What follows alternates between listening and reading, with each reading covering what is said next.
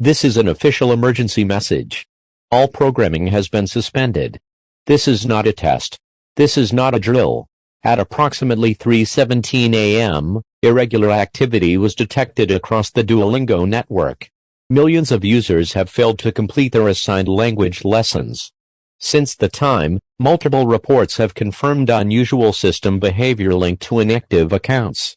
Users who have ignored repeated reminders may experience the following: persistent notification sounds with no visible source, sudden device activation without user input, visual appearances of the Duo mascot outside of the application, distorted audio repeating incomplete phrases. Authorities are unable to disable the system at this time. If you are receiving this message, you are instructed to remain calm and follow these steps immediately. Locate your device. Open the Duolingo application. Complete your assigned lesson in full. Do not ignore any further notifications.